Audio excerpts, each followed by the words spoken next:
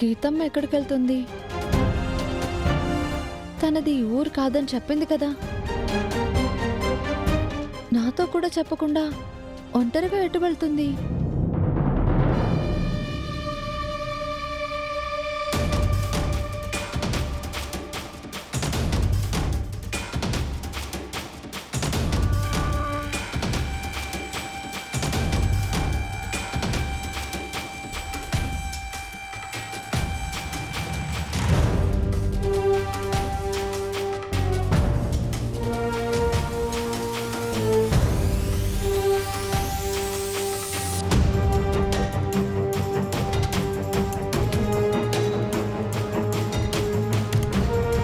చుట్టూ చూసుకుంటూ వెళుతుంది అంటే తను వెళుతున్నది ఎవరు చూడకూడదనే కదా అర్థం. ఎవరినో కలవడానికి వెళ్తుంది. ఏంటో తెలుసుకోవాలి.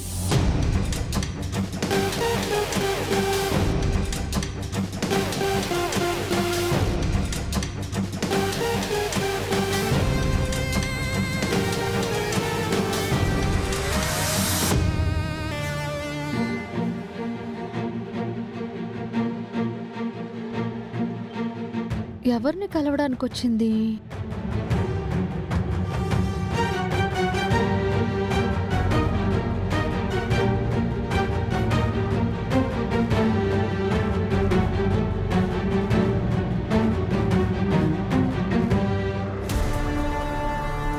My sweet heart.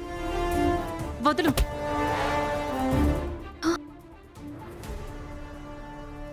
గీత ఉపేంద్రని కలవడానికి వచ్చిందా? గీతమ్మని యువరాన్ని పోటీలోంచి తప్పుకోమని బెదిరించడానికి పిలిచాడా ఏంటి? ప్రేమికుడే కదా పట్టుకున్నాడు. వదలమంటావేంటి? వదులు. ప్రియురాల్ని అలాంటి పరీక్షలు పెట్టే చోటికి పంపిస్తాడా ప్రేమికుడు? ఇప్పుడేమైంది గీత? కాస్త కష్టపడితే నువ్వు యువరాణివైపోతావు కదా. కాస్త కష్టమా? అక్కడ నేను పడుతుంది ఏ పరీక్షల్లో చేస్తానో తెలియక చేస్తున్నాను. ఏదో నా అదృష్టం బాగుండి ఇంతవరకు గట్టెక్కాను. రేపేదో అసలు పరీక్ష ఉందంట. అది ఇంకెంత కఠినంగా ఉంటుందో అని భయమేస్తుంది. హుస్సే, నువ్వు అసలు మనిషివేనా? ఎంత నమ్మక ద్రోహం చేశావే. చెప్పేది విను గీత. ఇక్కడ దాకా వచ్చావు. లాస్ట్ మినిట్లో భయపడకు. అందరూ పారిపోయారు. నువ్వు రోజాని మిగిలారు. ఇంకొంచెం సహనం వహించావంటే నువ్వా పరీక్షలో రోజాని పక్కకు నెట్టి నువ్వు నెగ్గావు అంటే నిన్నే యువరాణిగా ప్రకటిస్తారు.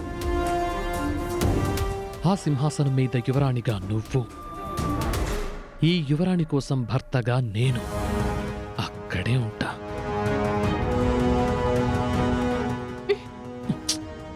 నమ్మొచ్చా? నువ్వు యువరాణివైతే నేను నిన్ను నమ్మాల్సి వస్తుంది. మొత్తం అధికారం అంతా నీ చేతుల్లోకొస్తే నీ కాలి కింద బానిసగా నేనుండాల్సి వస్తుంది. అలాంటప్పుడు ఇక ఈ డౌట్ నీకొద్దు కదా. ప్రియుణ్ణి కాక ఇంకెవరిని నమ్ముతావురా నా బుజ్జిగా? హా, ఇలా మాటలు చెప్పే నన్ను మాయ చేస్తావు. మాయ కాదురా, నీ మీద నాకున్న ప్రేమ. అసలు మాయ చేసింది నేను కాదు తెలుసా? నువ్వు.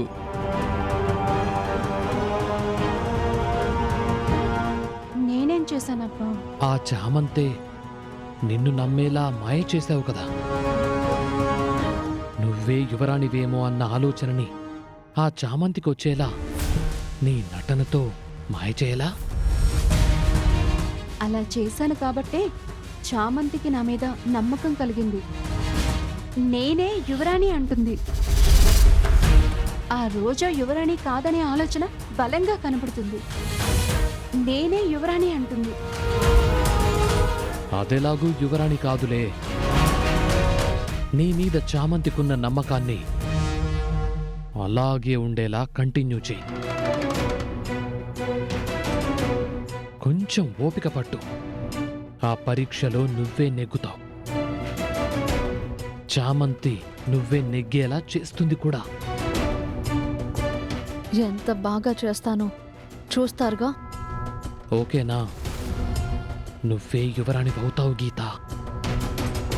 అయ్యాక సమస్తం నీ గుప్పిట్లోనే ఉంటుంది. ఎంజాయ్ చేస్తూ ఏలుదాం. మనకిక తిరుగుండదు. నేను చెప్పినట్టు చెయ్యి. సరే. వెళ్ళు. నీ మీద ఎంత నమ్మకం పెట్టుకున్నానే. నువ్వు ఉపేంద్ర గాడికి ప్రియురాలివా? తెలిసింది కదా. ఇక నీకు చామంత్ అంటే ఏంటో తెలిసేలా చేస్తాను. నన్ను నమ్మించావుగా, నిన్ను నమ్మించి పంపిస్తాను. చూస్తా.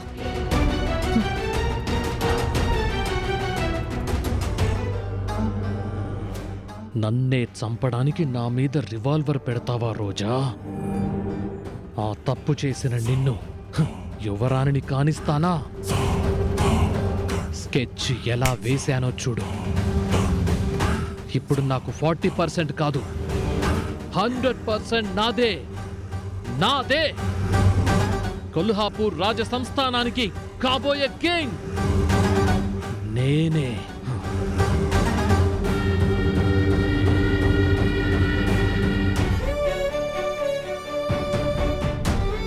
రాజావారు, రాణివారు,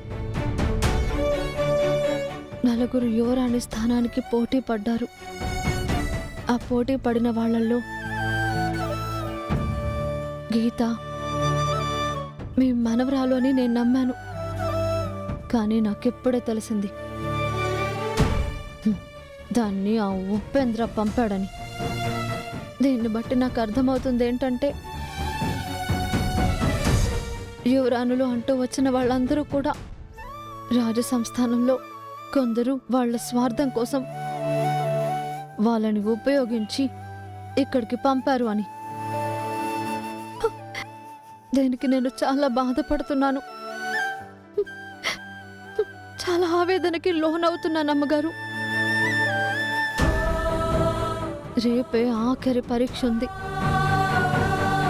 ఆ పోటీలో నెగ్గి రాజ సంస్థానానికి యువరాణి స్థానాన్ని పొందాలని గీత, మా అక్క రోజా పోటీ పడుతున్నారు. పవిత్రమైన ఆ సింహాసనాన్ని వీళ్ళిద్దరిని ఎక్కనివ్వను. రాజగ్రంథంలో ఆఖరి పోటీ వేరే ఉంది.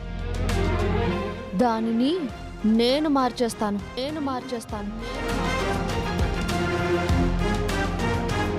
వాళ్ళిద్దరూ ఓడిపోయేదే రాస్తాను.